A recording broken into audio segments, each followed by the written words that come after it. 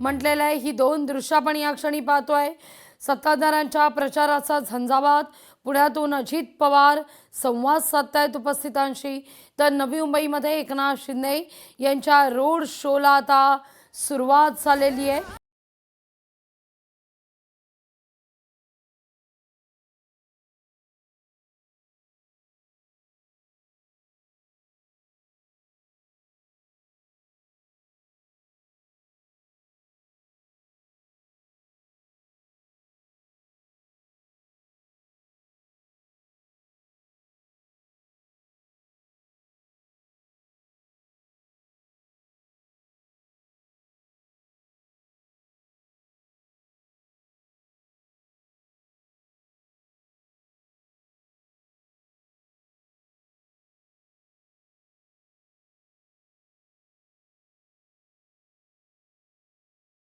आत्ताचे ज्यांच्या हातात आहेत त्यांच्याच पक्षाचे कार्यकर्ते तिथं हे आहेत, पार्टनर आहेत। शहरामध्ये रेडी रेकनरचा दर 8 ते 10 हजार आहे अशी माहिती आहे। मात्र मोरेवाडी येथे SRA प्रकल्पाला 33,000 रुपये रेडी रेकनर दर कुठून आला याची माहिती आम्ही त्या ठिकाणी काढतोय। त्याच्यामध्ये देखील मागच्या तुमच्या टीम मधले विरोधी म्हणजे आपल्या विरोधी पक्षातले एक नगरसेवक त्यांचा त्याच्यामध्ये लांगे बांधे आहेत किंवा त्यांचा हात त्याच्यामध्ये आहे।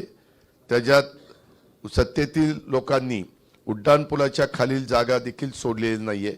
तुम्ही बघा, माझ्या काळात डिवायडर स्वच्छ असायचे, झाडं असायची।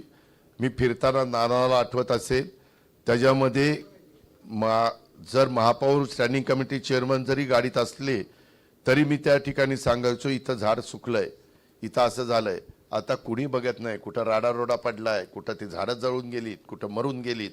अशा पद्धतीनं कुणाला काही पडलेलं नाही, फक्त पैसा आणि त्याच्यातनं आपली घरदारं भरण्याचं काम चाललेलं आहे। आणि त्याकरता मला असं वाटतं की बदल झाला पाहिजे आणि तुम्ही आम्हाला संधी दिली पाहिजे आणि त्या संधीचा निश्चितपणे हे जे काही 9 वर्षात घडलेलं आहे ते दुरुस्त करण्याचं काम मी करून दाखवील हा शब्द मी तुम्हाला देतो आणि या ठिकाणी थांबतो।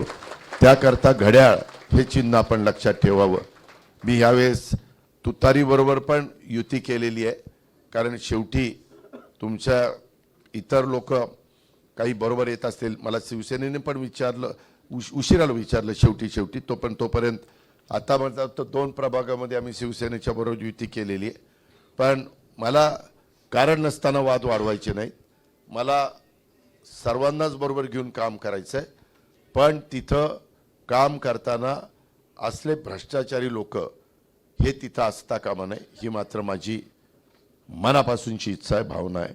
एवढंच बोलतो आणि थांबतो। जय हिंद, जय महाराष्ट्र।